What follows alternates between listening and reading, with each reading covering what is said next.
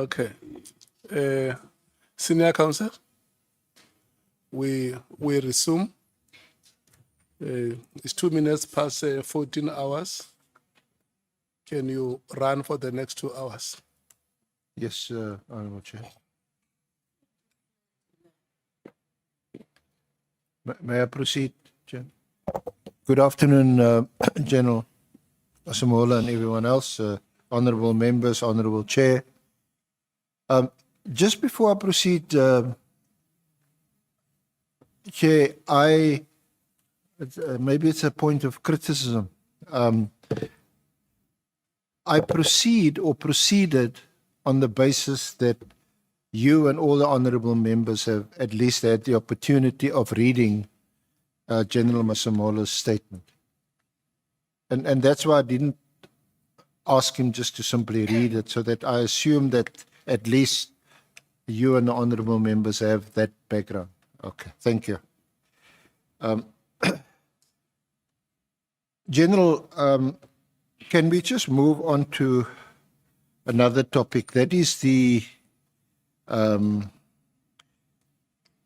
political killings task team. And as you know, the terms of reference requires us to evaluate the effectiveness of this political killings task team and its official status. So just before I ask you about your view, your opinion, your thoughts on the success or otherwise of this team, what is your knowledge of the political killings task team? What was your involvement in it, if any? We know that we know the sort of background to it when the president announced in May 2018 the establishment, or rather this initiative to establish the task team in Parliament. And at that time, you, of course, held another, what position did you hold in May 2018?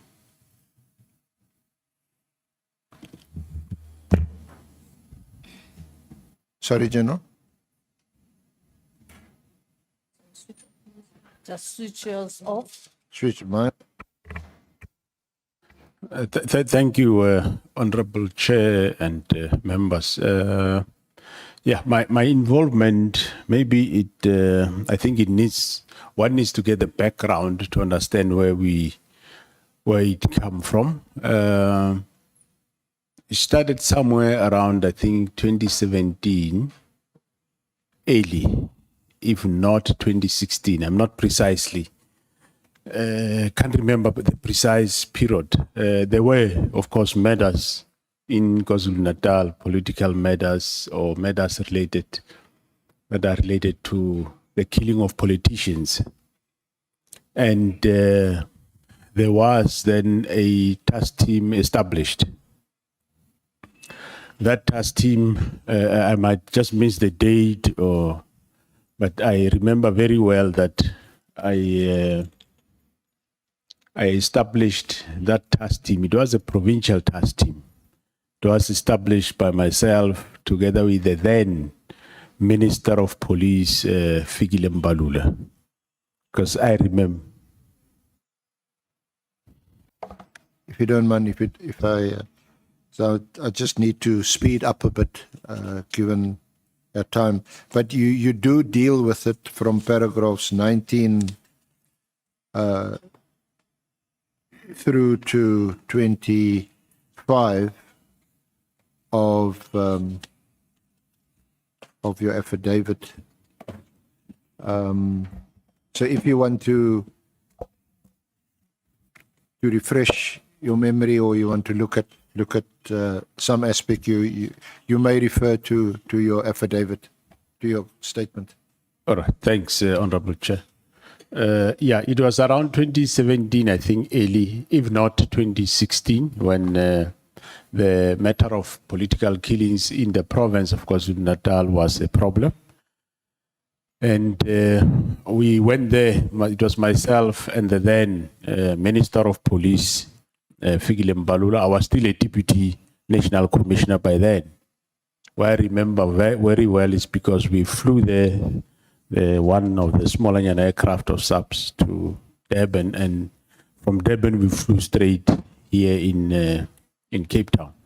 So we established a provincial task team consisting of members of various stations from within KwaZulu-Natal, headed by a brigadier from DPCI in the province of KwaZulu-Natal, who is currently the Deputy Provincial Commissioner of Detectives here in this province in Cape Town. So that team worked, as I said, it might have been late 2016 probably, and it worked, and it did not really yield quite good results. So then in May 2018, when the president visited the scene of the killing of an ANC member, Mchunu in Pietermaritzburg, then he announced that the IMC should establish or should do something about political killings in the province. And members met, the DGs and commissioners, they met, and as officials, we assessed the work of the team that was there, and we find that it's not really yielding much result. It's blocked by local politics and so on. And then we advised the then National Commissioner to dissolve that team. It was dissolved, and we restarted afresh.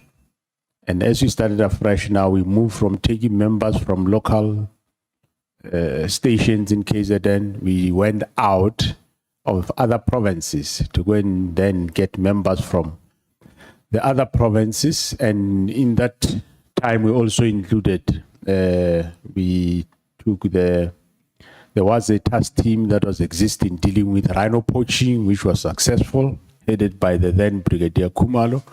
And we brought that skills to come and assist us. And the current provincial commissioner, I think he was acting in that province by then. And they worked out on a new strategy, and that's how the PKTT was formed. So the local one, as I said, was bogged down by sort of local politics. Hence we said we need a team that will be integrated from various provinces. And indeed, that's how this team then started the work in 2018, and it continued as a multidisciplinary task team comprising of members from the National Prosecuting Authority. We also, of course, established a steering committee that was reporting to the IMC,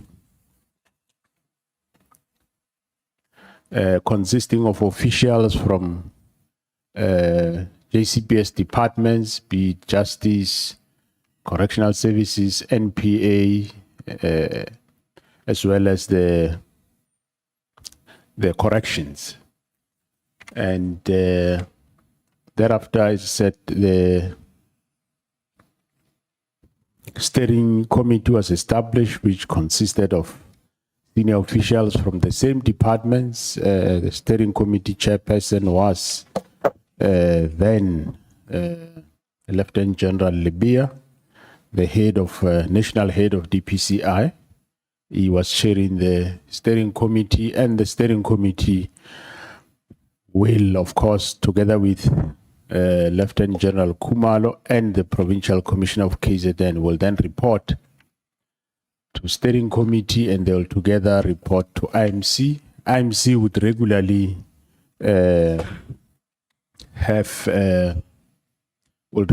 have press briefings where they would update the nation in terms of the work that is being done. And that's how the team continued. And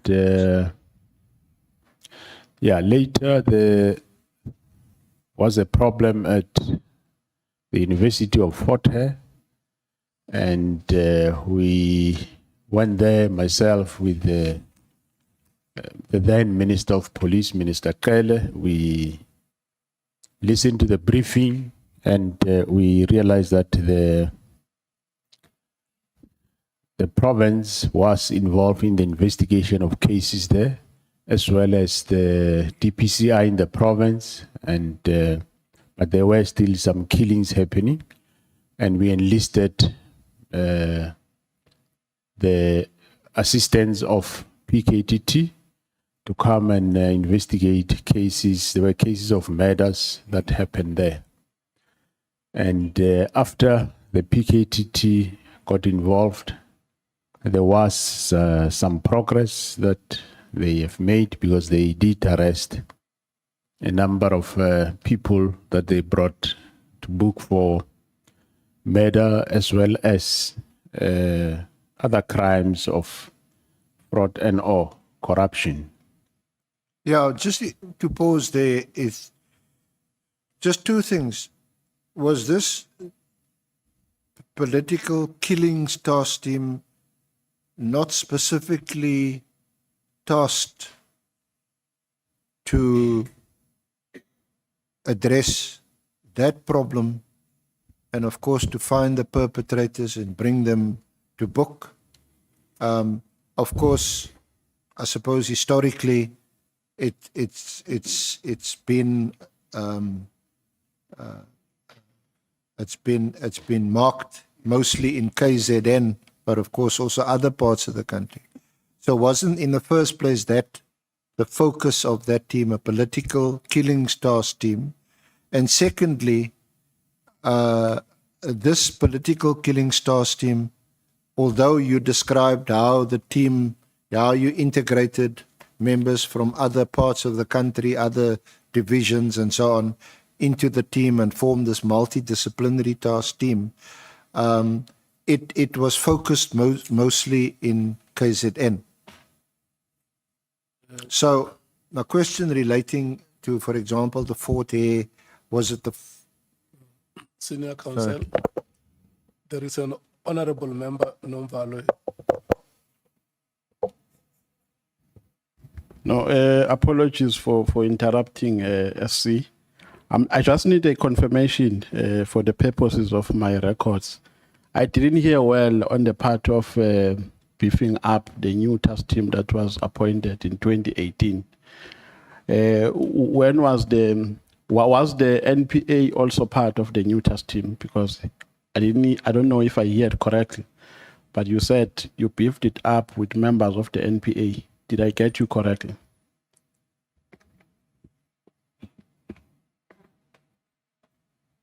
Yeah, thanks, Honorable Chairperson. Yes, when one of the flaws or the failures of the previous team was that they were working in silos, alone, and they had no prosecutor-guided investigation. Then in 2018, the new team, the PKTT, then we seek also the assistance of the National Prosecuting Authority to be have advocates that are dedicated to assist the team. And indeed, yes, they were made available that we're working with the team.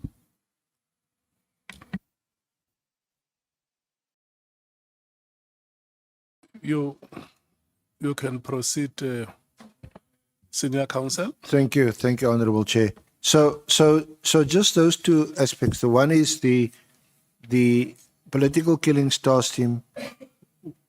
Was it only confined to political killings in KZN, even though as the team changed its membership, its focus became multidisciplinary, there was a prosecutor specifically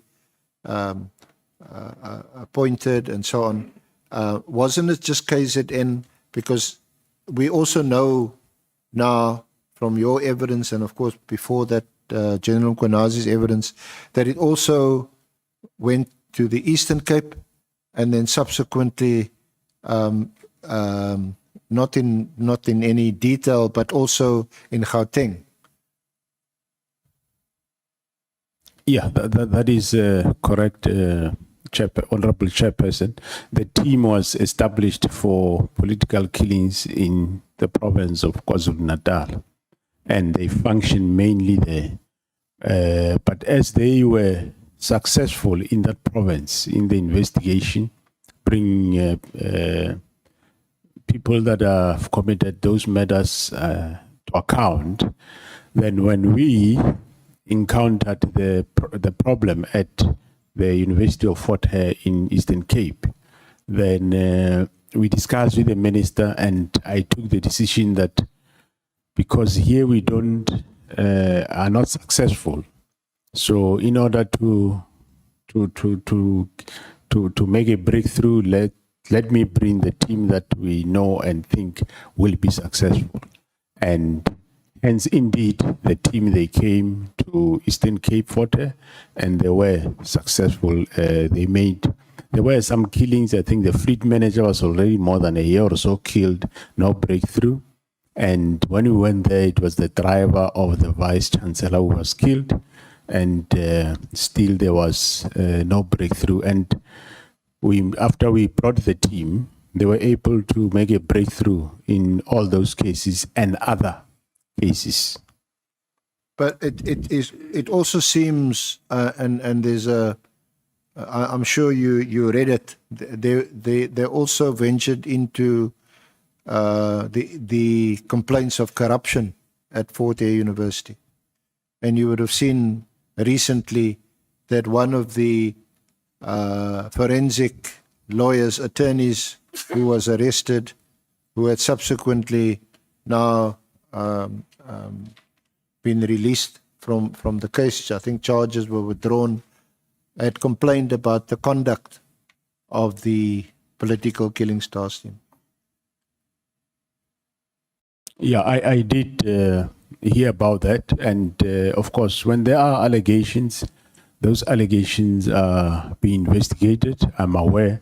General Sibia did make me aware that they are investigating such allegations. And of course, we will then wait for the investigation and see what comes out. But what I was told was that as the team arrived there, they worked with the security manager of the university, like we do whenever there is violence, whatever in the university. The entry there, the person that you work with is normally the security manager of the institution, which in this case they did the same as they arrived at Fort Hare.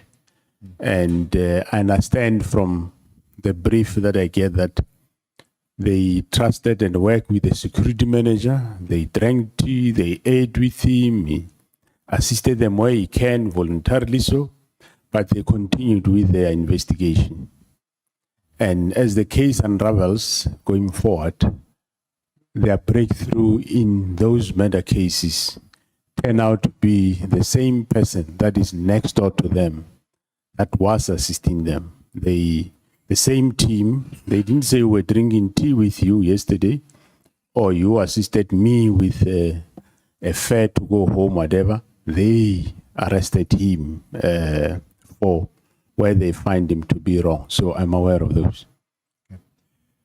Yeah, I suppose if you're investigating a particular crime and you come across other crimes being committed, then as a police officer, you're duty bound to pursue that alleged crime and also to investigate it.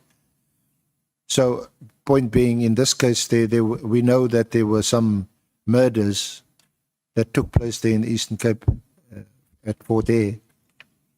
But I suppose the background to that was the corruption that was uncovered. That is correct. Yes, there was corruption at the university, which was being investigated for quite some time. And when they were investigating these matters, it led them to the corruption, and they find quite a lot of other people that were involved. And I won't know the details of everybody who was arrested and charged, but I know that uncovered and unraveled that there is a number of people involved, and they charged those people and brought them to book. Now, just to quickly get through these facts, the political killings task team became a national project. It was sourced or resourced and funded from the budget, your budget, as the national commissioner, and the life of that task team was extended from time to time. Most recently until I think March 2026. 2026. Yes, the funding of the political killing task team, whether it is in working in KwaZulu-Natal or is assisting Eastern Cape or is assisting Gauteng, that budget is being paid from national, from myself and the CFO, and yeah, that's how we have been funding the political killings task team all along. And there were stories that there are monies from Secret Service account that have been used and so on, but I'm aware that there is no such. All monies that were used are monies for open account. But of course, if there are members from that environment of undercover operations working with the team, they will not use the open account. They will use the monies from their account where they come from. But the political task team in its entirety, they use the budget from national open account in terms of be it vehicles, resources, any other, and SNT and accommodation all the way. Now, we also know that that you, as the National Commissioner, together with your team, you would have reported to this interministerial committee that was initially appointed, established by the President. You would report to them on I think twice a year, and have meetings with that interministerial committee, police, defense, justice and constitution development, state security, defense, about 5 or 6 ministers. Correct. Yeah, indeed, we were reporting to the IMC on a quarterly basis. But of course, those meetings end up not being sustained. But every quarter we would, the ministers would come together, and the coordinator of the PKTT, which is Lieutenant General Kumalo, and the PC will prepare a report for us as a steering committee. We will brief the ministers, and the ministers will brief the nation. I must say, at the beginning, when the team started, it started from 2018. I think we gave it 6 months, if I'm not mistaken. And then in that course of 6 months, we realized that all the cases where they made success or they managed to make a breakthrough, cases have been postponed beyond the 6 months. And then we changed it to 1 year. Again, cases were not tried, but all postponed beyond the 12 months. Until we realized that this is a problem. And at some point, we said no. When we give press briefing, the ministers must announce that the team is permanent so that we can get cases to start being trialed. And that trick, indeed, it did work, and cases started being trialed. But I mean, the team itself was not permanently appointed as a unit or a structure or a division within your organogram, your organizational structure. That's correct, Honorable Chair. It's not a structured unit. It is just a task team where members will be called. You work for 2 or 3 months, and you will go back home. Another one comes, and sometimes those that have cases, they might, if their case get postponed, they might go back and come back as and when those cases come forward. So it was a task team. It was never a unit, a structured unit that is on a structure of subs. No. The extension of the life of the unit, the task team, from time to time, would that have first been discussed or consulted with the interministerial committee, or was that a decision taken by you and the leader or the group leader of the task team? It was the Honorable Chair motivated by, of course, the leader of the task team, and it will be brought to us, and we'll motivate. Before then, we'll motivate to the then National Commissioner, and he will then consider it. And of course, yeah, the team never had a very smooth sail, because you would know that from financial point of view, financial people say it can't be a team forever. It must either be no more there, or it must become a unit. But one would explain to them that if you take the history of this team into consideration, you can't make it a unit, because if it's a unit, means it's a localized or provincialized unit in KZN. And we already come from there. The previous team, we saw it failed because it get entangled with local issues. So we had to now and then convince the leadership or the then National Commissioner that it continues. And even now under myself, there were those ups and downs where at some point people say, no, this team must either be done away with or become a unit. But if one understands the work they do and the impact that normal, ordinary detectives have tried this, have traveled this, and they could not make any breakthrough. So we need the team. So that's how the team kept on then surviving. And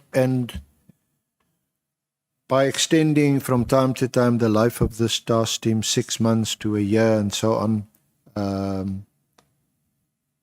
and rotating the membership of the team, making sure that cases don't collapse because the team must continue and prosecutions continue. Those decisions sounds to me like they were all made for operational reasons, and they were ultimately your responsibility. Yeah, that is correct. And yes, we were, myself and of course the team, I was making those decisions as we go along. And your meetings with the interministerial committee, those meetings were really report back meetings to inform them of progress, how you're doing, whether it in fact is still necessary to keep this team and to keep them together, and I suppose to report to them on success or lack of success. Would that be the purpose of those meetings? Yeah, the purpose was that we report to them progress that has been made. Of course, where we need assistance and or decisions or normally assistance from them, we will then indicate as such. Like at some point we did indicate that the cases of the team are all over, and the postponement affect the team quite a lot with longer periods. We suggested that shouldn't the Department of Justice consider a special court where they can centralize this case. So that request was escalated to the IMC and for consideration by the relevant ministers. And I think they came to give feedback that no, there is a problem with that, and they couldn't operationalize that suggestion.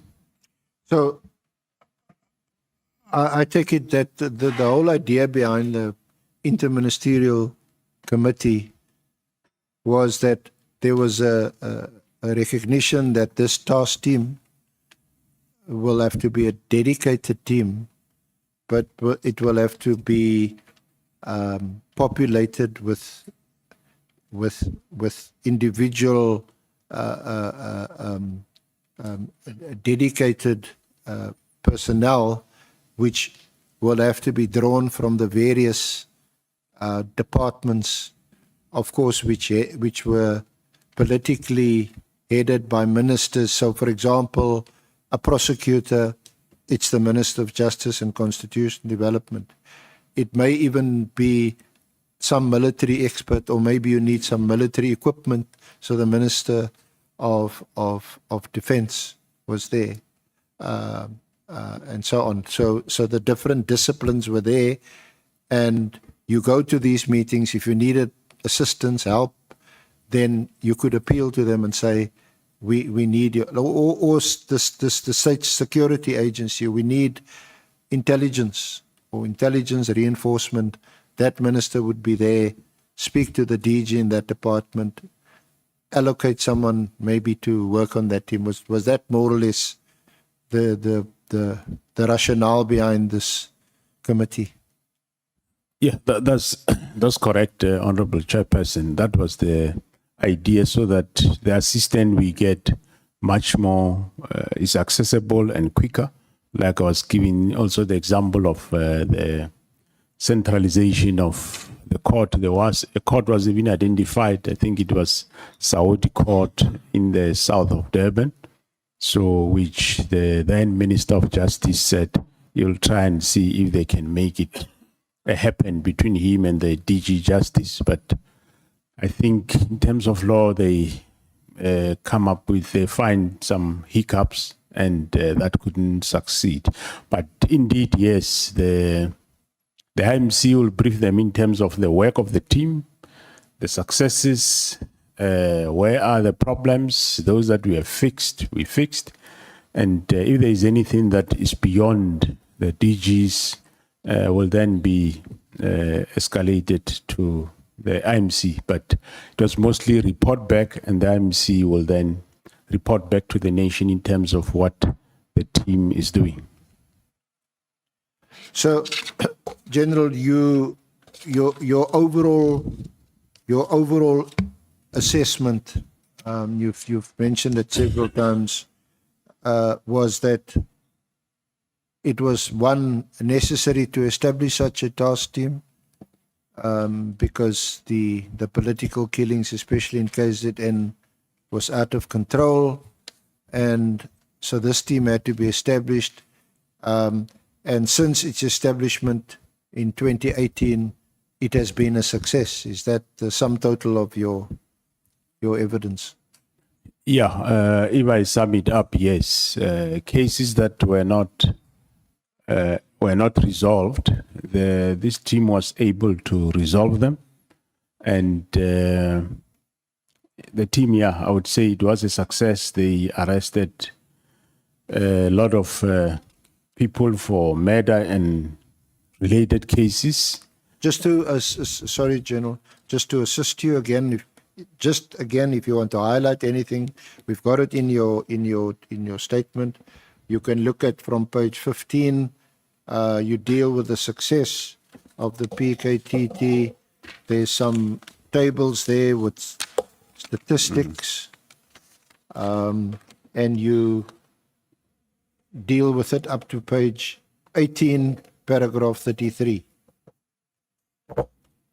Thanks, Honorable Chair. As of February 2025, the team had 612 dockets that has been allocated to the team, and of this 600 dockets, as per table 1, 125 of them were still under investigation. 9 of them were unfounded. Unfounded is like a false case, in other words. For the evidence shows that there is no offense committed, and 10 cases were pending the DPP's decision whether to prosecute or not. 114 cases were before various stages in court processes. 57 of them were withdrawn for various reasons, and 297 of them were finalized. The outcomes highlight both complexity and challenges inherent in prosecuting politically related cases.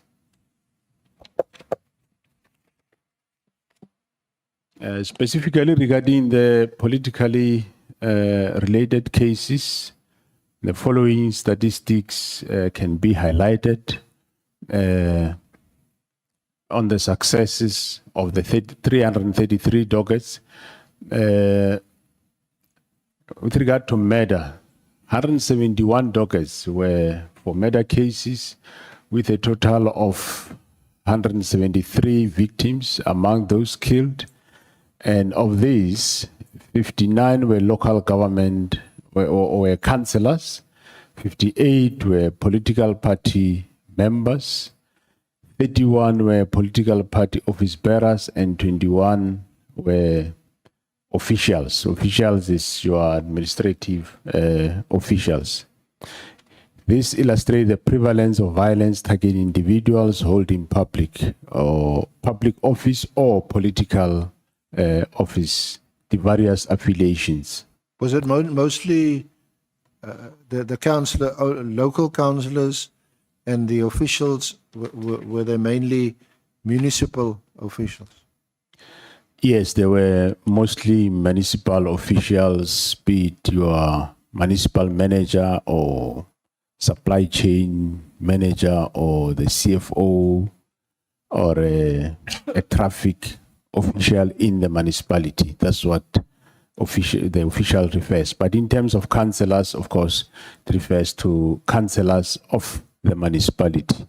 And of course, the killings, some were within the parties, political parties. Some will be from party to party, from one party to another party.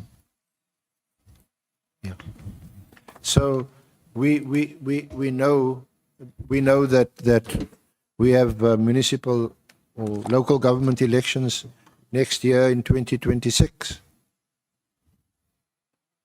and given this pattern of killings, especially in KZN, but also elsewhere in the country, of local councillors and municipal officials,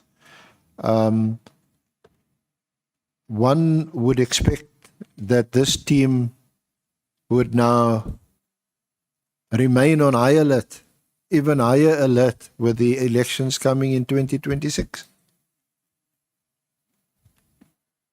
Yeah, that is correct. Yes, we'll expect that the presence of the team, of course, the people knows the existence of the team, so it assists with reduction in the political related matters. Its It was presence. a deterrent. Yeah, it deter, the presence of the team do deter the further killings. They still do happen, but quite minimal. So you go on leave at the end of December 2024. happily in the knowledge that this team is still in operation. Would that be right?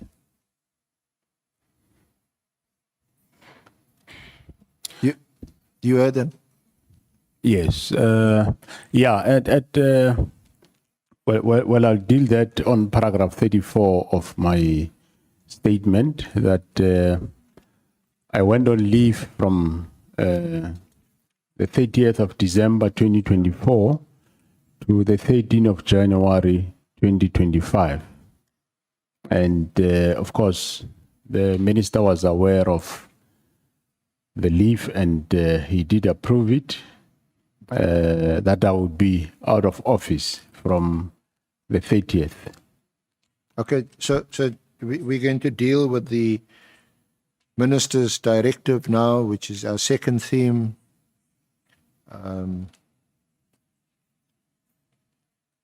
We deal with it from page 18.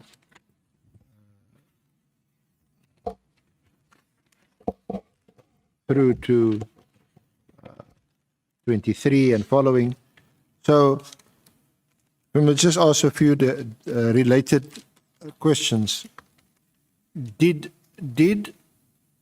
Or was there a meeting with the Interministerial Committee in 2024? No, as far as I remember, the last record we could find, I think, is somewhere September 2023. 2023, yes. That was the last meeting. Yeah, that was the last IMC. Well, there would have been briefings, of course, to the former Minister of Police by the team to update him. And yeah, the IMC, no, there was never one. And up until then, up until the last meeting in 2023, September, the Minister of Police then was Minister Pele. That is correct, yes. Yeah, at some point I know he was briefed after the IMC of 2023. And yeah, at some point, I think somewhere around April, March 2024, I think March 17, also the team did brief the Minister of Police together with the President in Durban. President happened to be there. He didn't come specifically for that.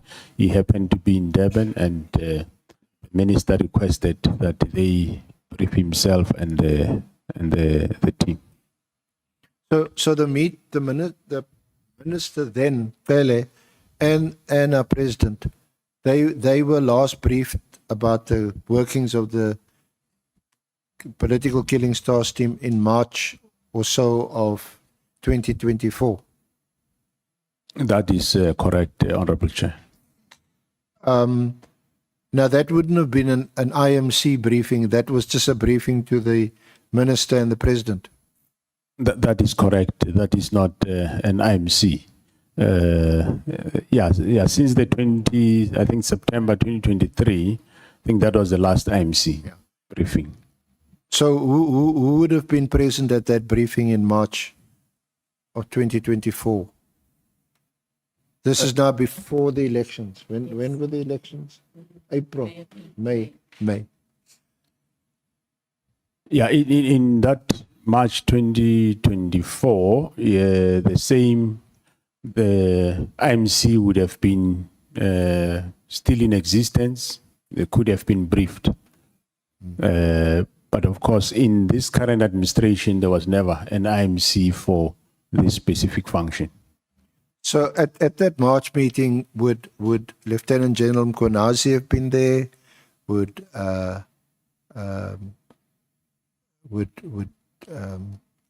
what is in our Lieutenant Brigadier Kumalo, Lieutenant General Kumalo, if he was Lieutenant General by then? And we know that Kumalo was the project leader. And was Lieutenant General Mchunu always sort of at the head of this political killings task team? Even when he became provincial commissioner of KZN? Yeah, even when he became a provincial commissioner, the team was reporting, of course, to the coordinator, which is Lieutenant General Kumalo, but also reporting to Lieutenant General Mkhonazi. When we briefed the president, yeah, unfortunately I didn't check whether he was there, but I know General Kumalo was there.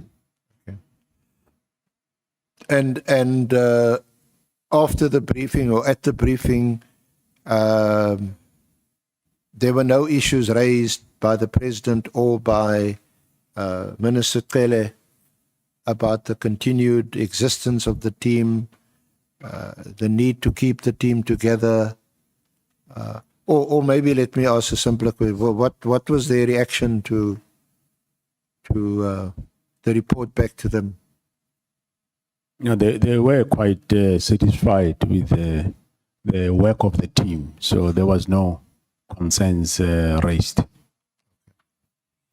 So the elections happen, and a lot of other things happen at the elections.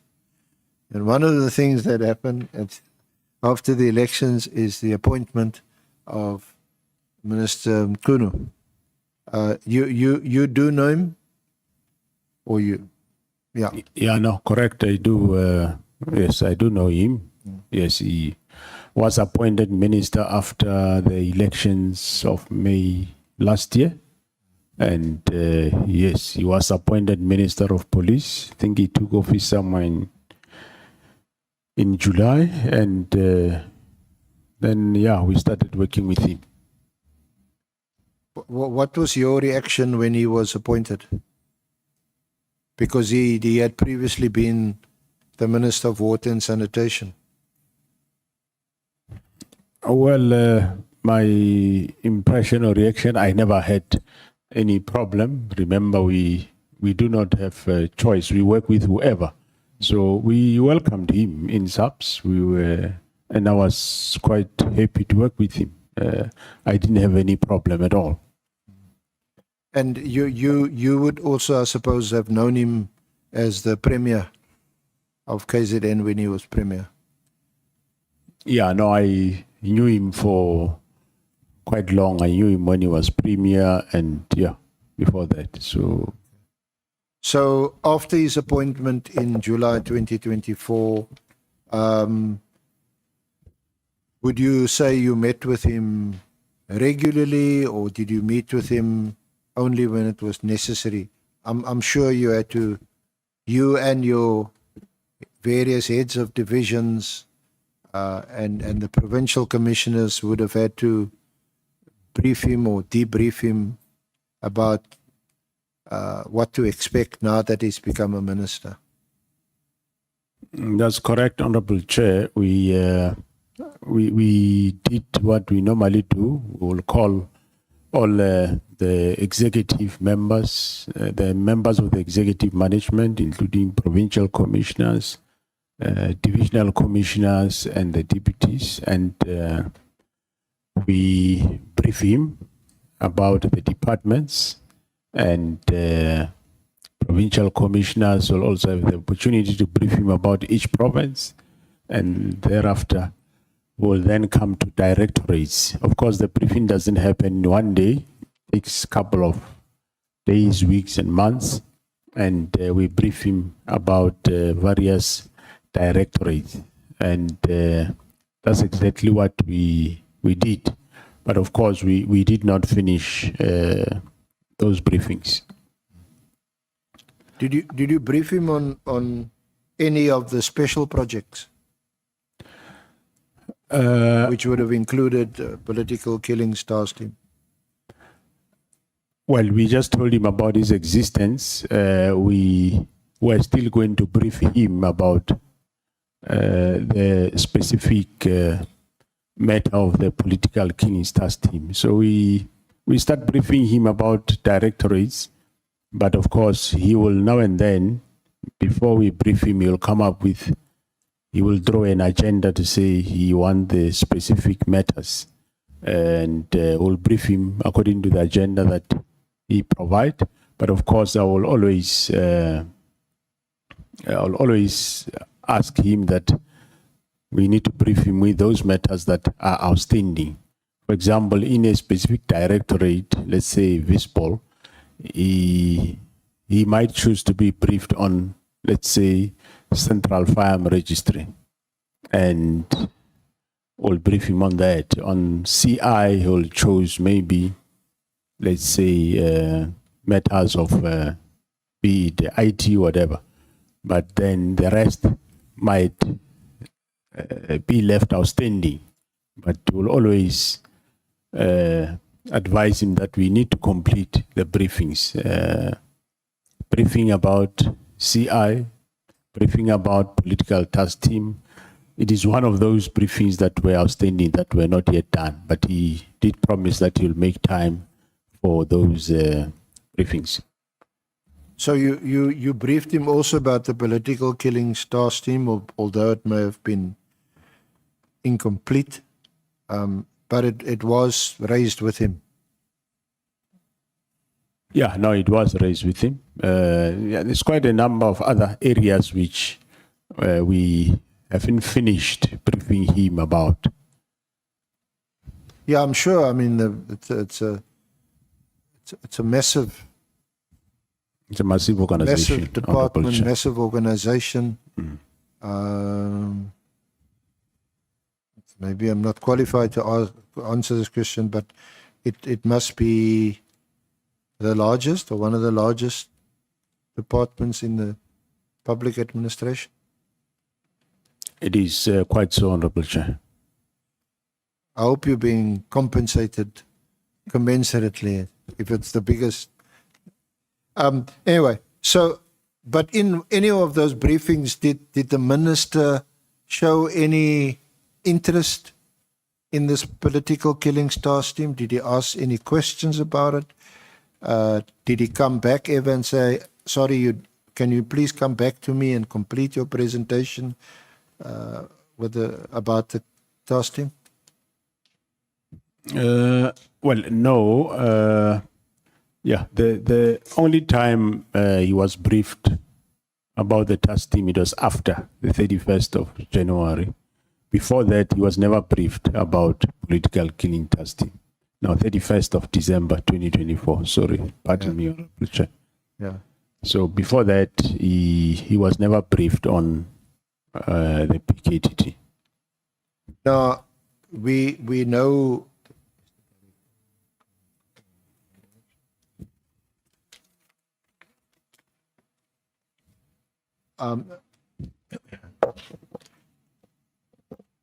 General, I'm sure by now you must be very familiar with the 31 December 2024 directive. I'm not sure whether you want to look at it again. On page 36. It's in volume 2. Volume 3. Volume 2 after the blue folder. Sorry, volume 3. And it's at page 36. SFM 3. Yeah. Mine is double seven.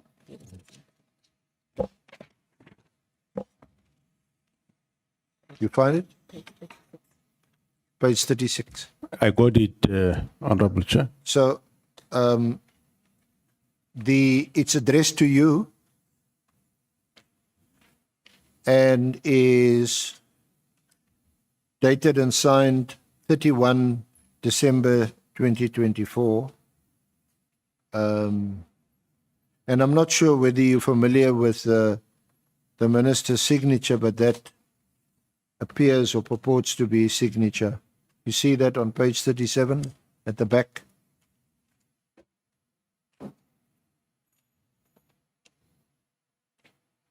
I see that, Honorable Chair. Thank you.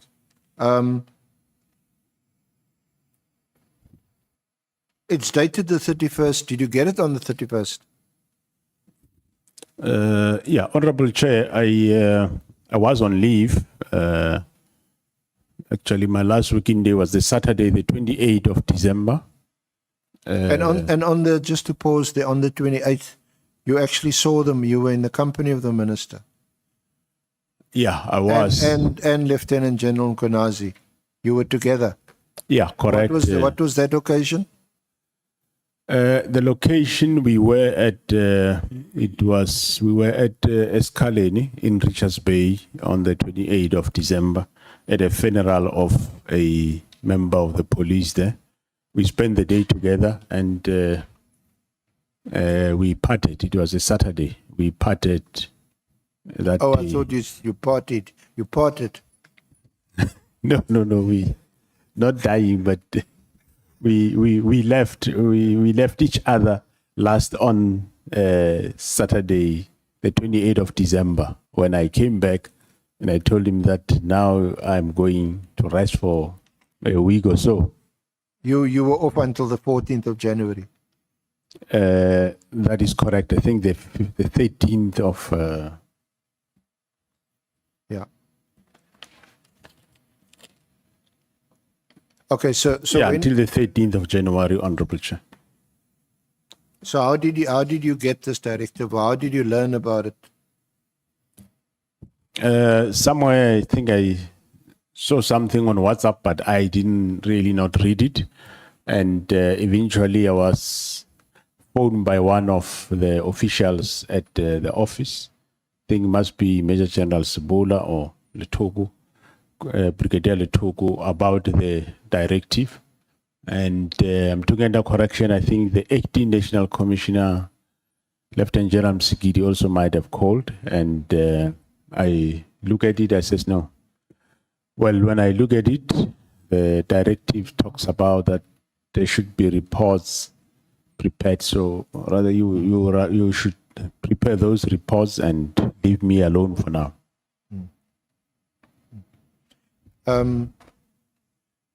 So when did you first have sight of this directive? Did you read the whole directive? That's correct, Honorable Chair. No, Well, for me, it was when did you quite. first read it? Pardon me, Honorable Chair. When did you first read the whole directive? Or is it a case that you now leave? Please don't worry me or bother me with this.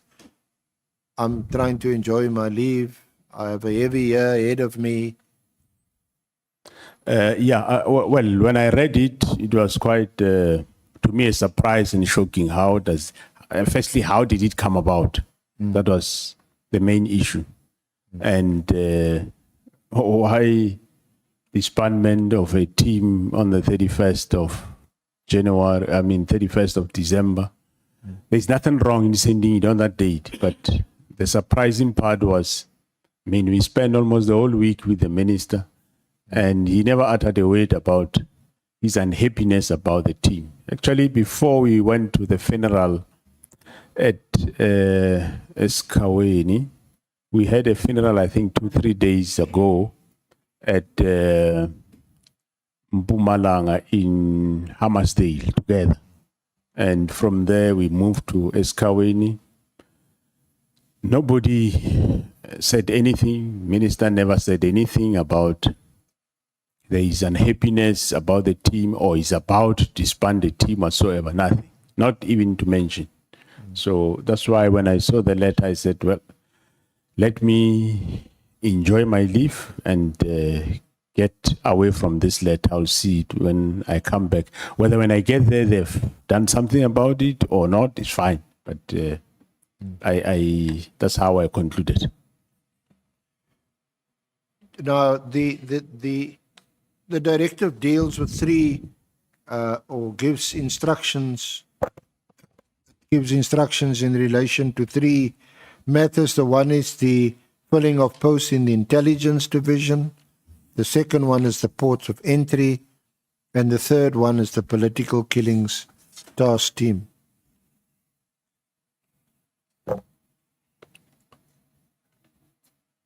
So did you not think it was important enough that you yourself, even though you're on leave and even though you said, look, I'll deal with this when I get back from my leave, didn't you think it was important or urgent enough for you to engage with the minister and say, for example, in relation to the political killings task team? But how can you do this? I mean, we were just together the other day. We also briefed you on the political team, task team, when you became the new minister. You never uttered a word. You never questioned the existence of the team. Why would you? And besides, this team is doing good work. We must maintain this team, not disestablish the team. Yeah, no, I didn't see it necessary, Honorable Chair, at that moment. I was with the minister a few days ago. He saw no need to talk to me. And 2 or 3 days, he sent this letter. So I just decided, let me enjoy my leave. This I'm not going to attend. But you weren't quite allowed to enjoy leave because you got some calls, amongst others, from the same young man who ran into your office years before. And he phoning you and he say, Commissioner, what is this? You got a call from Lieutenant General Mchunu. Yeah, no, that's true, Honorable Chair. He did call me. I told him, I don't know about the letter. I don't know where this is coming from. And just give me space. Let me have my time a bit. Yeah, that's how I handle it. And so yeah. Who was then appointed by you as the acting National Commissioner? It was Lieutenant General Musikidi. Okay. So at paragraph 45 of your statement, you said you received a WhatsApp message from Major General Sibola regarding the directive, and that was on the 2nd. And you also got this call from Lieutenant General Mchunu.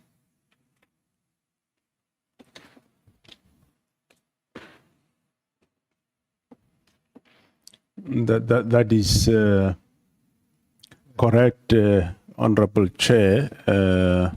Yeah, Major General Sibola did send me a WhatsApp. From there, received a call from Lieutenant General Mchunu on the same day, 2nd of January, and well, he told me that there is a letter in the media flying around about the disbandment, which he wanted to know whether I know about it. I told him I don't know anything about it, and I made it clear that I'm not involved in it, and that the minister had not sought any advice from me. So I've got no idea what is this all about, and that's how we ended it up.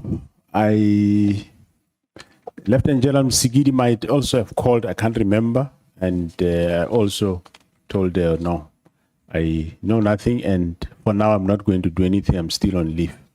And whether they do something about it, that is fine. If they don't, because the letter indicated the first report is due, I think, by the 20th of January. Yeah. So it was at liberty to them whether they do something or they wait for me. Major General Sibola, who is that? Major General Sibola is the executive manager in my office. The executive manager. That's correct, Honorable Chair. And would Major General Sibola be responsible for writing your emails and your letters and receiving your emails and letters? Yes, Honorable Chair, Major General Sibola and Brigadier Letogo, they are also in my office. In this case, if I remember well, I think it was Brigadier Letuko who disseminated the directive to Lieutenant General Sibia, and I think Msikidi also. Just check. Would it be correct or fair to say that if you receive a communication from Major General Sabola out of your office, your National Commissioner's office, that one can accept or assume that such a communication is authorized by the National Commissioner?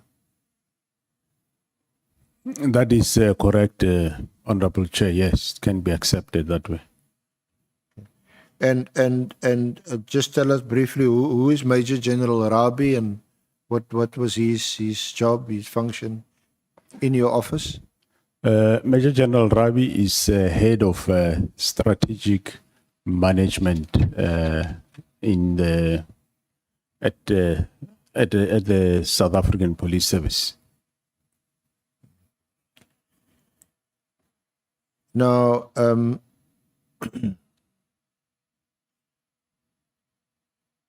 when you did get back to the office was it on the 14th, 15th?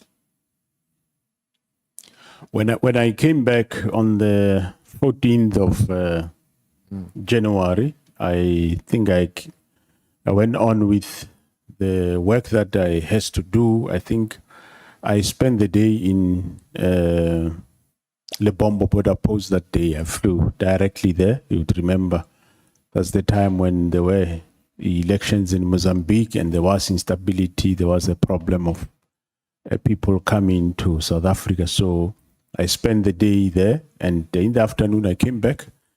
And as I arrived at the office, General Sibia did come to me with a directive that here is the directive of the minister, and it requires immediate implementation. He already had a letter drafted that he sought my signature to sign. Sorry, General.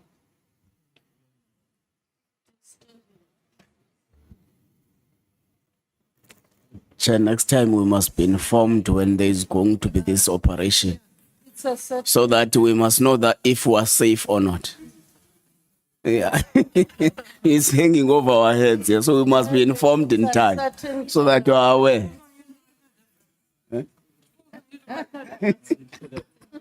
I think we need, must apologize. Nancy's passed him.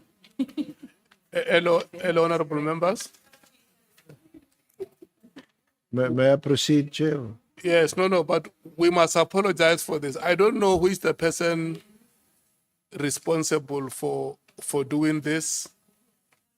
They may be trying to help us in the meeting, but they could have done it when we broke for lunch. I think it would have been better than to do it now. It has noble intentions, but can be very irritating and disruptive. Thank you so much. You can proceed, Senior Counsel. Thank you, General. I think you started narrating a visit by Lieutenant General Sibia to your office. Is that right? Yeah, that is correct, Honorable Chairperson. And I think you deal with that at paragraphs. It starts at 46.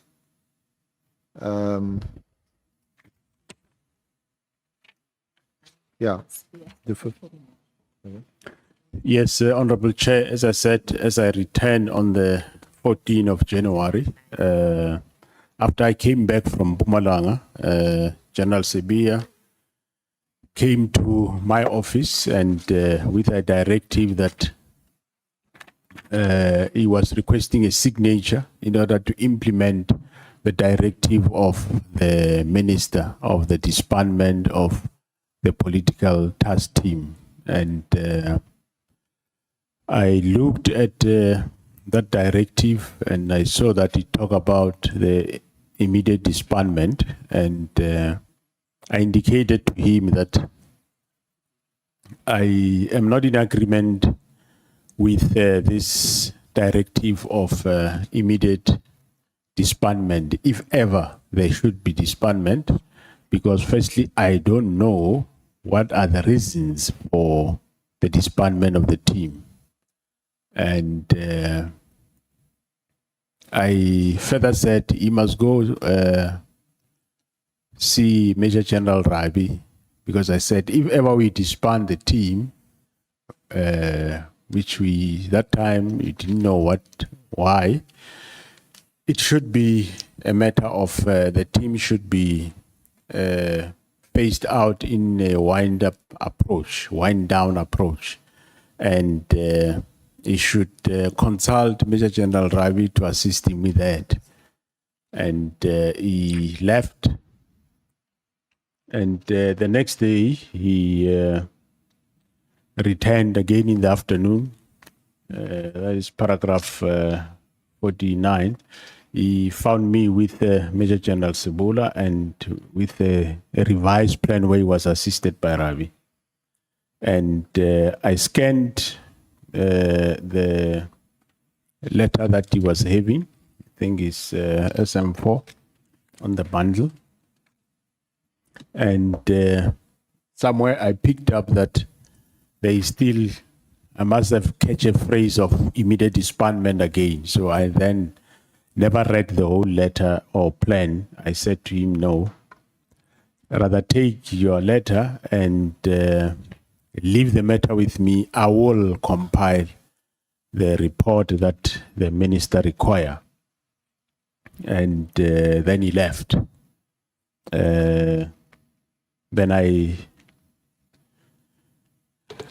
thereafter,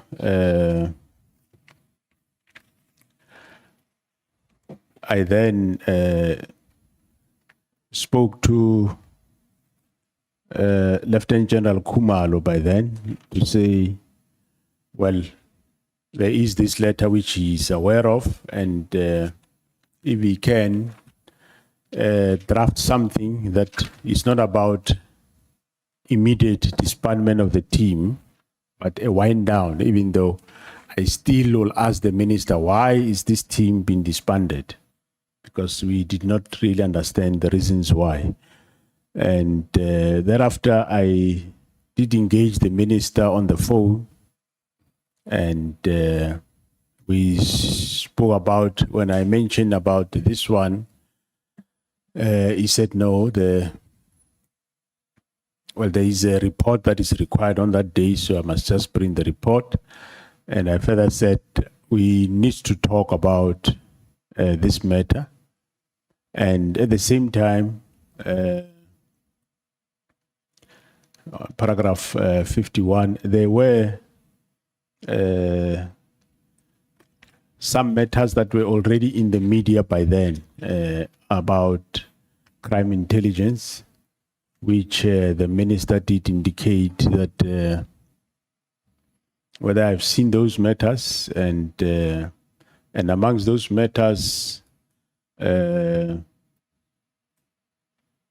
matters of appointments at crime intelligence of 2 brigadiers, the security clearance of Lieutenant General Khumalo, the murder of Cindy Somakaka, and others. And he did indicate to me that he's thinking of appointing a senior counsel to look or investigate these matters. And then I reminded the minister on the phone that, does he still remember that I told him that we have never briefed him completely on crime intelligence as a division.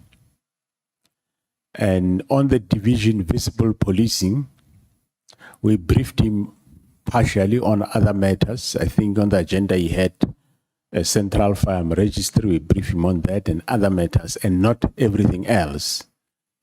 And if when we're briefing him about the Directorate of Visible Policing, if he allow that we brief him about the whole directorate, this matter of border police, he shouldn't have raised it because it falls under the Directorate Visible Policing, and it should have been part of the briefing, which he would have given guidance and or directives in that regard, which he missed that opportunity.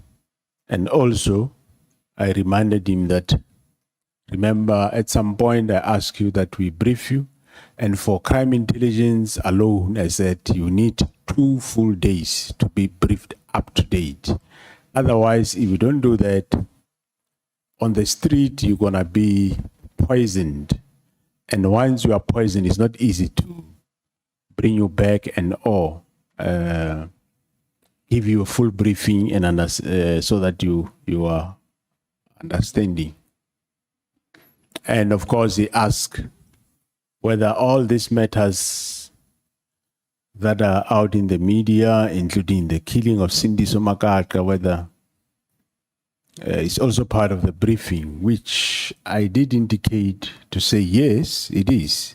And the fact that you know about more or less who killed Cindy Somakaka is about the same PKTT. They are the ones that is one of the dockets, I think, that they make a breakthrough in 2018 after they were established under the leadership of the then Brigadier Kumalo and the Provincial Commissioner of KZN. So I said, no, what you see, what you read in the media is what they uncovered. So then he agreed to the briefing that, okay, brief me then on the 16th.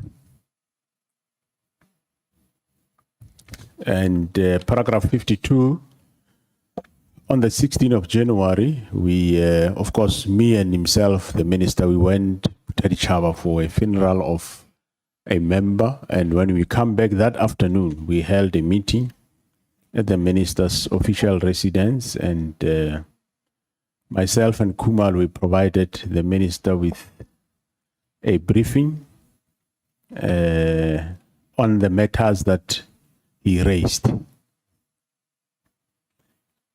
And General Kumar... Sorry, General, so what is, to interrupt, Senior Counsel, there is a request from the technical team, General, that you withdraw a bit from, because it's like your voice is so vibrant that it blasts.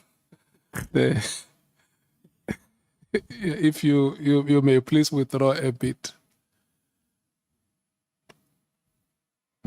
Thank you very much, Honorable Chair. Yeah, so on the 16th, we briefed then the minister, myself, and General Kumalo.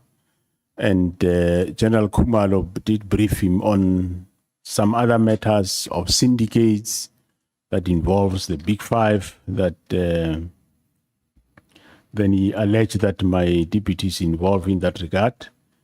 And when it comes to the PKTT, then the minister did indicate that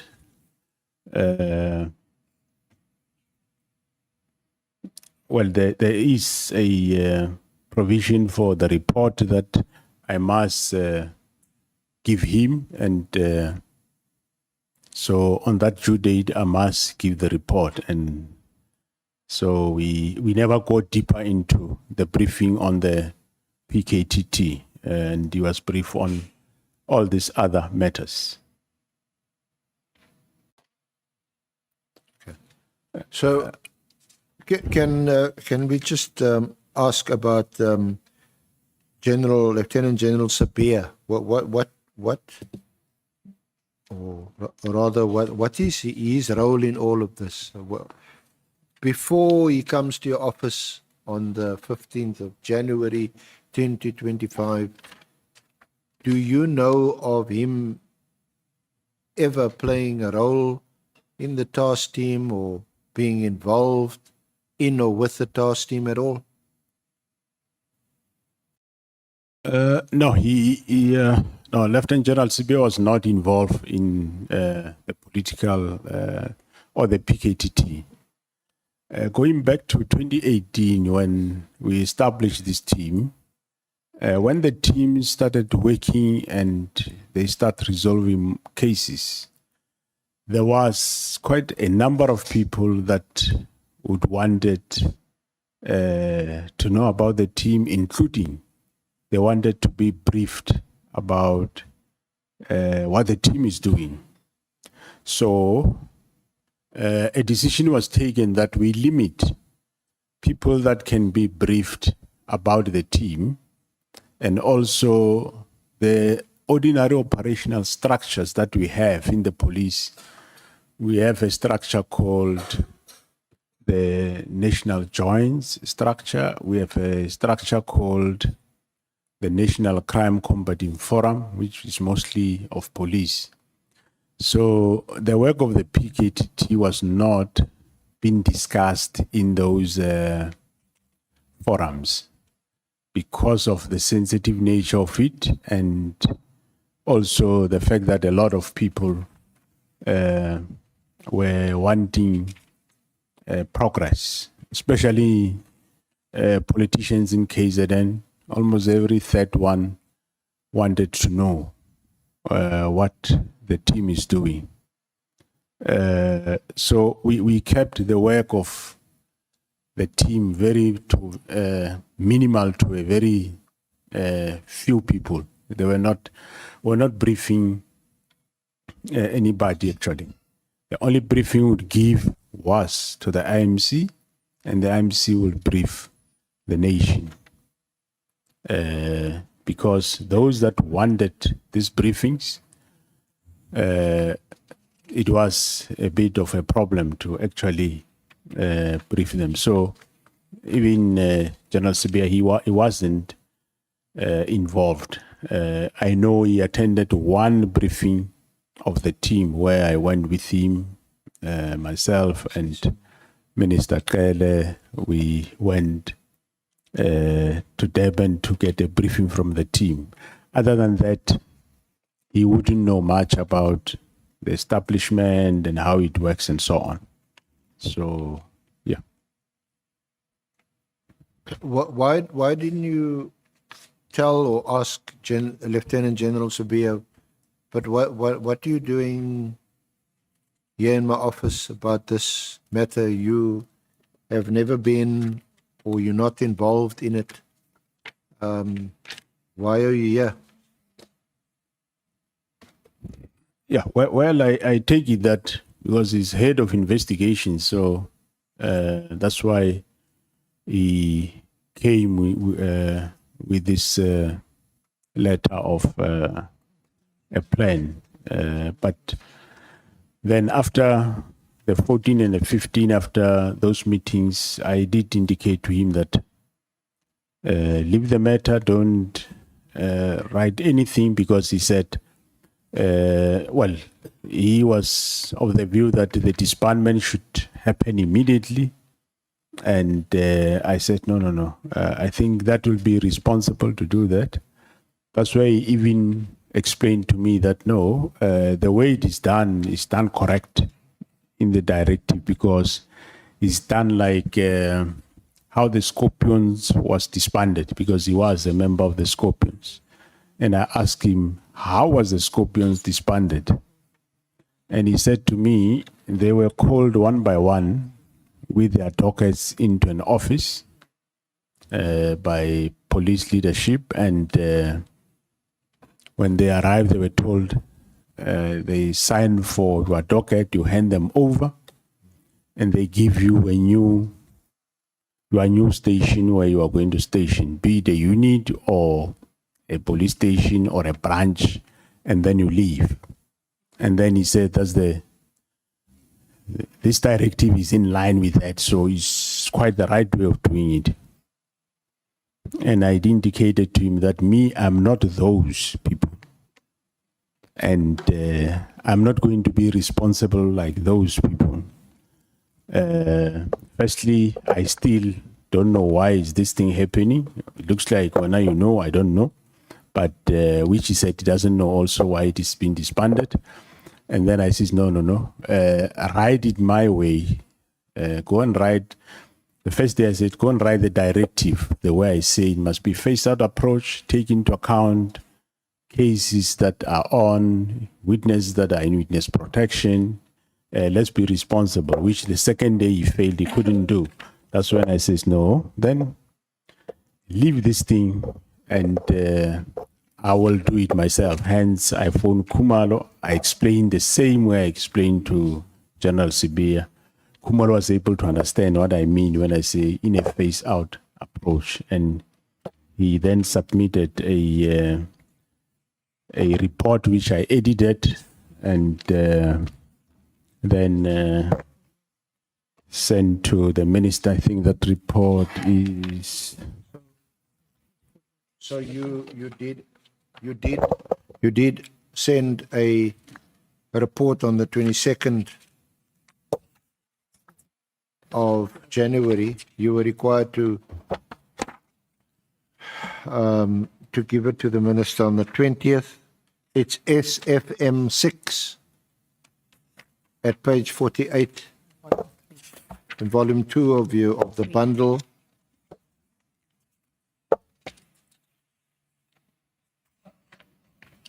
$275.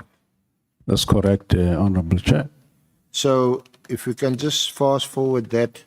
So you say receipt of your letter dated 31 December 2024 is hereby acknowledged. The contents of the letter were noted and as directed by the Minister, the due date for submission of the required report is 20th January 2025. And then you deliver this on the 22nd, and can you read from the bottom of page 73, paragraph 3.11, your conclusion?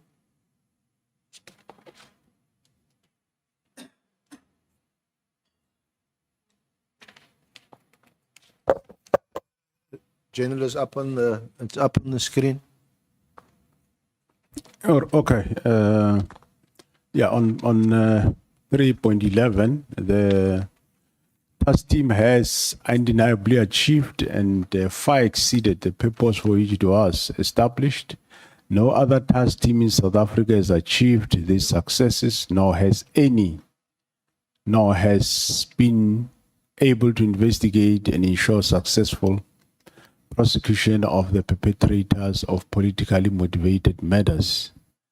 The directive by the minister is directive by the Minister of Police to disband the National Task Team has been noted. The initial objective and directive by President has been achieved with a noticeable decrease of political related killings in KwaZulu-Natal as a result of the National Task Team's intervention and relentless pursuit of its mandate. The decrease of political related the South African Police Service remains responsible for finalization of those dockets in the process of the task team, as well as the finalization of dockets which are currently before court. The following steps are being taken to wind down the task team without compromising pending investigations or court processes. Stakeholder engagement to be conducted with the other external role players in the task team, especially the NPA, who have dedicated capacity of prosecutors working with the team. The 128 dockets which are under investigation and allocated to The National Task Team will be retained by the task team. An investigation will be finalized. An audit will be done on those dockets still under investigation in order to establish which dockets can be returned to station of origin or allocated to other investigating units within SAPS. No new dockets will be allocated to the task team.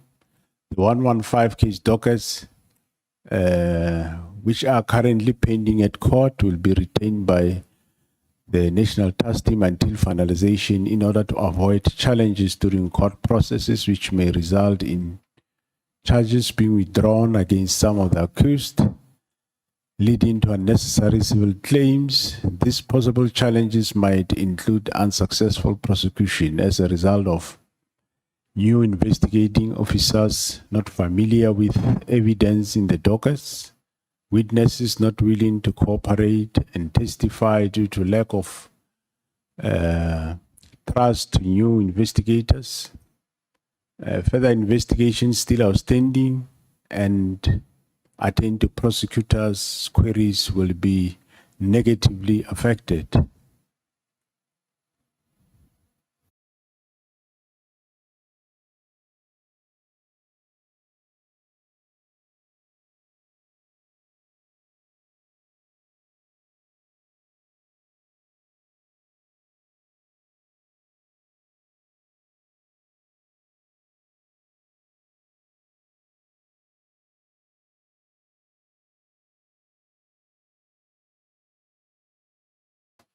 Dockets retained by the task team. The scaling down of the team will depend on the 115 case dockets that are currently pending at court, with most of the court days in 2025. It is anticipated that the team will complete the work before end of 2025. However, the seriousness of cases and the processes at court will indicate or determine the course of action. The multidisciplinary investigative approach, in brackets, analysis-led and prosecutor-guided investigation applied by the National Task Team, will be adopted and used to serve as a benchmark for the realignment of contract killings and organized crime investigations. Further directives will be issued in this regard. Progress will be reported and signed by myself 22nd of January 2025. Comments and space for Minister to give directive and place for his signature. Thank you, General. So, did you hear back from the Minister about your proposal of the 22nd of January? Thanks, Honorable Chair. No, I did not hear anything from the Minister on this proposal. And from the letter itself, although you talk about winding down, and you actually talk about the dockets now being placed in some other dedicated team, you certainly are not agreeable to the immediate disestablishment of the team. Yeah, that is correct, Honorable Chair. You'll recall, well, firstly, I don't agree with the disbandment. I don't know why it is being done. And however, because this directive, it's not a request, it's something that I must do. And I don't know what is behind this doing. And I felt it, well, something that I must do, but not the way he wanted it to be done, because that was just a devastating way of doing things. And I wondered that, well, if ever it is done, let it be done in a very responsible way. Hence, I proposed this winding down with the expectation that you'll say yes or you'll say no. And yeah, eventually I didn't get any feedback.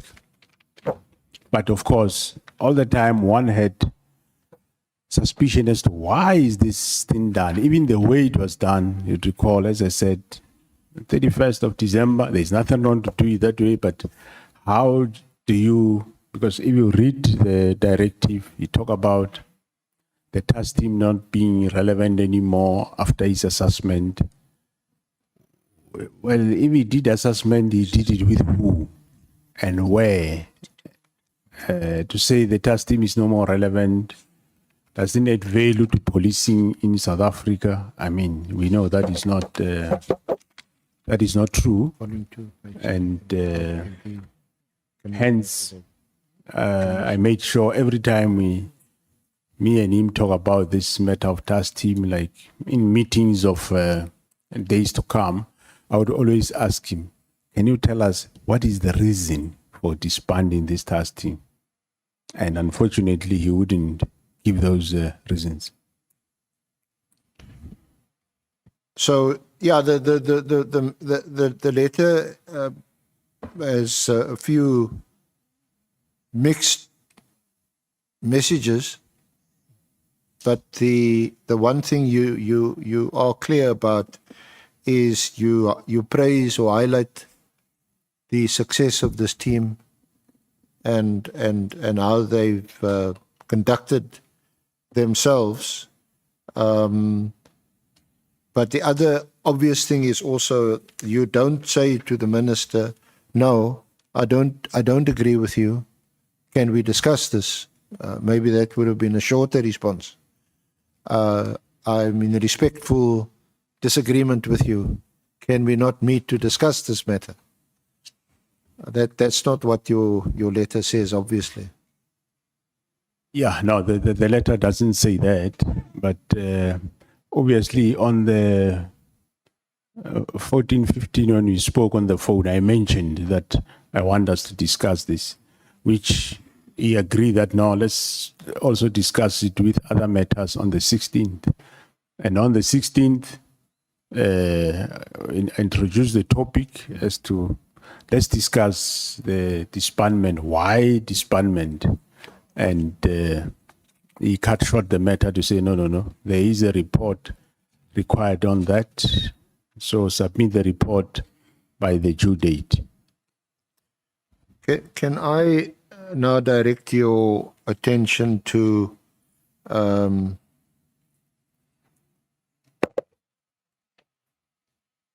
paragraph 100?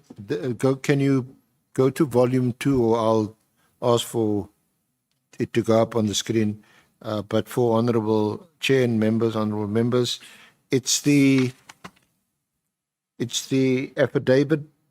It's annexure 2 to the affidavit you placed before the commission on page 33, paragraph 111.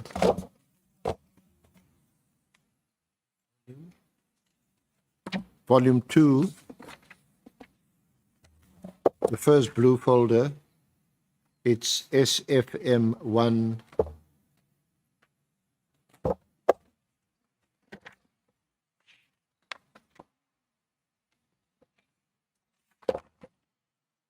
Paragraph 111.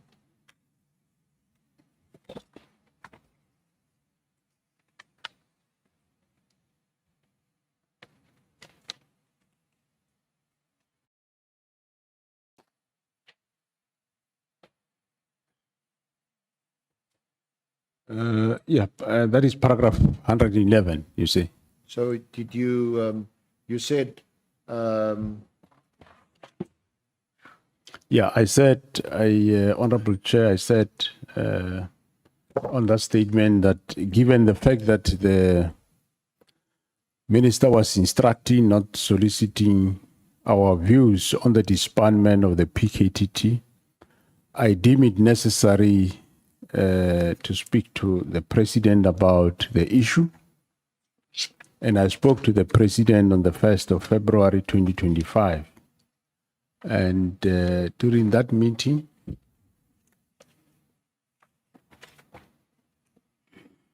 I mentioned the minister's directive to disband such a successful team, and the president told me that he would speak to the minister. Of course, in our discussion, I explained to him that I don't know why is the team being disbanded, and if ever it is, because it is a directive, it's not a request, at least it should be a process of winding down the team and not the abrupt or immediate disbandment. So that's what I said to the president. Did you, General, did you meet with the president specifically on this matter, or did you raise it in the context also of other matters, and it was opportune for you to also raise this issue of the task team? No, I did want to meet him specifically just for this one matter of the task team. Is this your Waterkloof meeting? Pardon me? Is this, was this meeting at Waterkloof? Yeah, it was at the Waterkloof Air Force Base, correct. What did you tell the president? What did you inform the president about?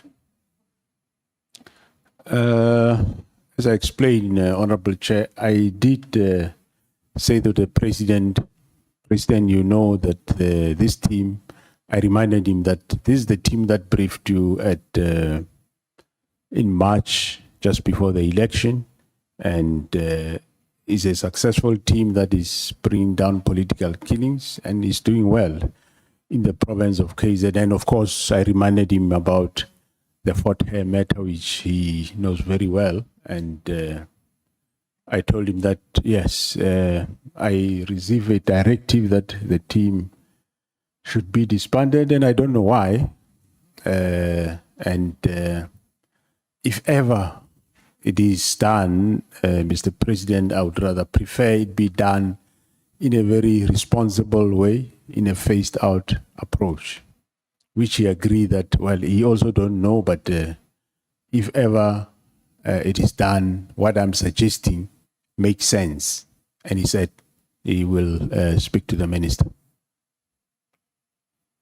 Did you get any impression, or was it your impression that the president knew about the directive at all?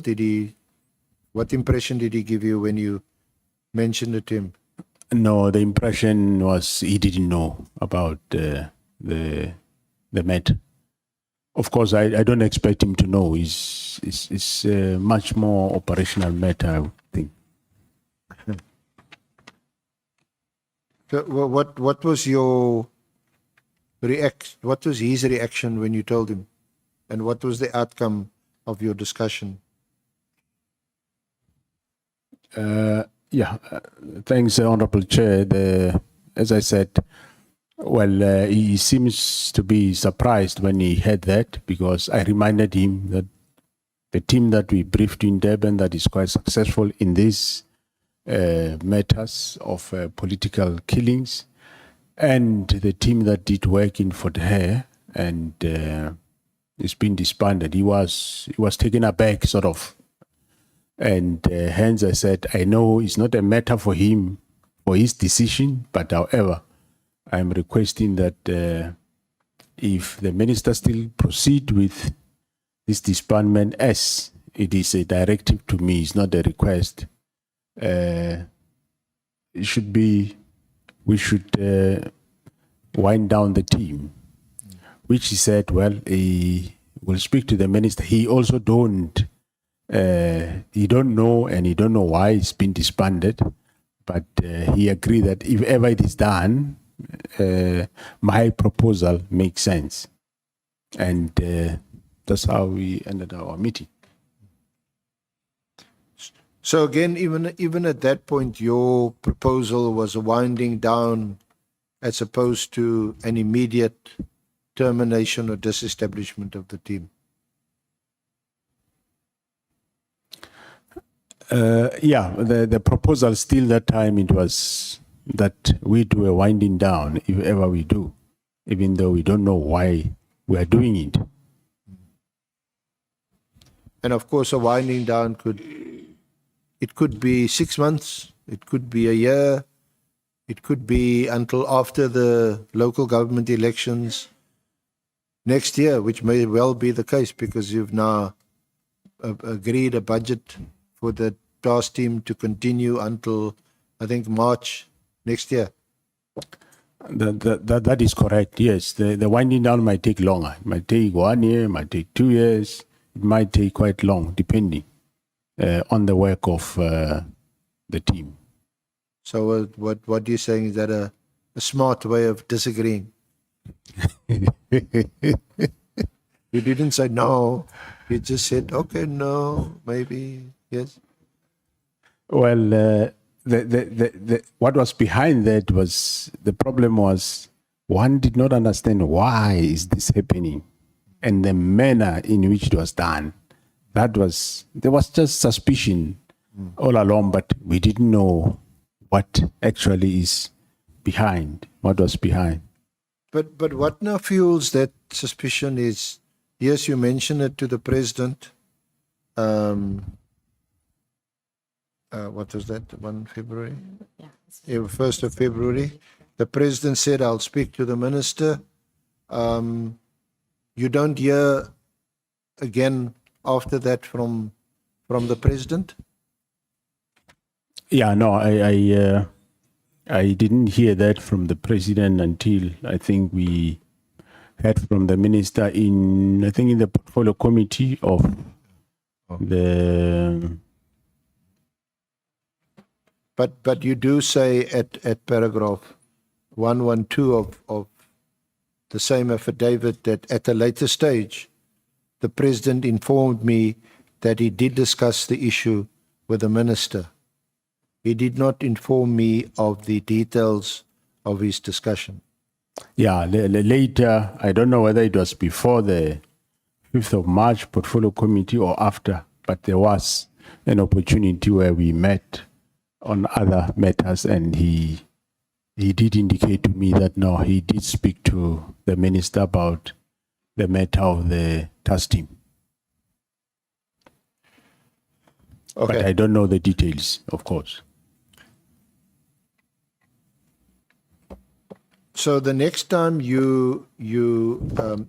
wasn't the next theme we're moving to is the parliamentary police portfolio committee meeting, which was held on the 5th of March. That was an online meeting. You recall that meeting? Yeah, that is correct, Honorable Chair. And the political killings task team was on the agenda, and you had to report on it. And that is also the meeting where Lieutenant General Khumalo had given the report on the progress made by the task team and the whole winding down process. You recall that meeting? That is correct, Honorable Chair. Yes, we had a meeting, a portfolio committee meeting, and yeah, in attendance I was there, and Lieutenant General Khumalo and Lieutenant General Mchunu, both deputy ministers and the Minister of Police, and of course other officials were part of that meeting. And amongst the agenda for the portfolio committee was a matter of the political killings task team, which I introduced the presentation, and Lieutenant General Khumalo did the presentation, which is attached as SFM 8. So in that meeting, in summary, I think we did spend a bit of time with Lieutenant General Kunazi. So, Honorable Chair, Honorable Committee members, you'd be familiar with what happened in that meeting. But in summary, Lieutenant General Kumalo explained the performance of the task team, and then he informed the committee that there was a plan to wind down the task team. Yeah, that is correct. He presented what the proposal that we discussed, that yes, we propose that the winding down of the team, and with proposals to say maybe in that winding down, some of the dockets can be taken to the provincial head office of KwaZulu-Natal, and where there is a murder and robbery unit, and the members of KwaZulu-Natal can form part of that murder and robbery unit, and it can be a nucleus for establishment of the murder and robbery unit. So that is the presentation that we gave to the portfolio committee.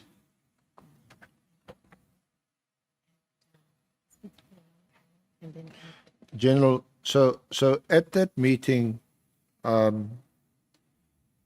you never expressly told the portfolio committee in the presence of the minister that you did not disagree. You did not agree with the directive. No, we did not tell them that we don't agree with the directive, but we presented the work of the task team with a view to convince them that the task team is necessary, and it needs to be there by presenting the work of the team and the fact that the team is still having work to do. So that's all we presented. At that meeting, I want to refer you to page, it's in the third volume, it starts at 176. This is the minister addressing the meeting of the transcript. It's volume, Honorable Chair and Honorable Members, it's volume 3.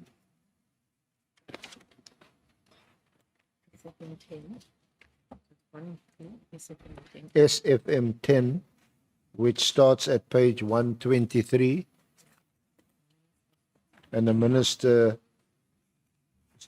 is speaking from 176, and the relevant part we want to refer you to is at 187.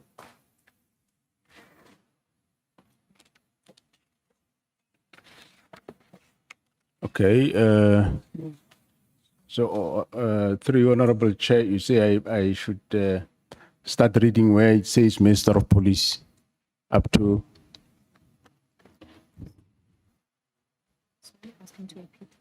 Sorry, General. Yeah, I was asking through your Honorable Chair whether you say I must read from page 176. Now, I want to just refer you to page 187 at line 20.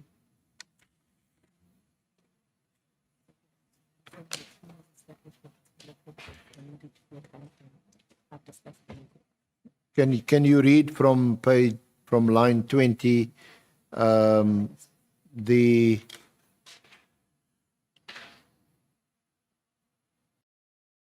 where it start, or maybe start from line 18. Have you got 187 now? Yeah, I do have a page. So line 18, so you can't just make a sweeping statement and say is all political. It needs to be analyzed properly and defined properly from time to time. But those aside, and then just read from there onward. Okay, so it says, so you can't just make a sweeping statement and say it is all political. It needs to be analyzed properly and defined properly from time to time. But those aside, I'm saying the team was established for a particular purpose. There needed to be a time frame, and there wasn't any time frame. And we have discussed the matter with the President of the Republic, because while it is not a presidential task team, it was his initiative to do so, but it became an ministerial committee in practice, and therefore we have had discussion with the President of the Republic, and we are in agreement that we can look into the matter the way that we have looked at it currently. So the minister appears to want to justify that decision, defend the decision, and then he says, because while it was not a presidential task team, it was his initiative to do so, but it became an administrative committee in practice. And therefore we had a discussion with the president, and we are in agreement that we can look into the matter the way we have looked at it currently. And the current position was clearly what he said in his letter to you, that he wants the team to be disbanded or disestablished. That is correct, Honorable Chair. Just so that we get these two other matters out of the way, nothing was said about the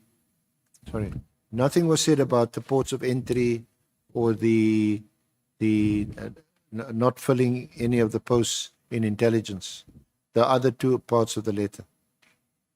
No, they were not on the agenda, Honorable Chair. They were not on the agenda of the Portfolio Committee.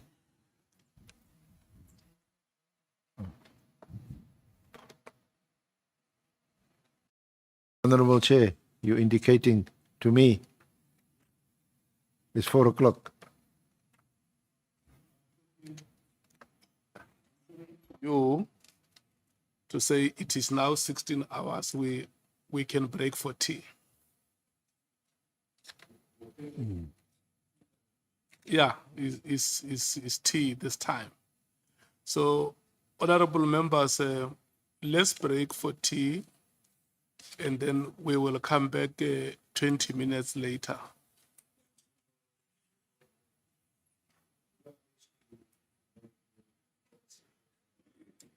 Yeah. Yeah. Yeah, I think this is the end of the second round. Thank you so much. It was very short, no? The second round was very short. Okay. No, thank you so much, honorable members.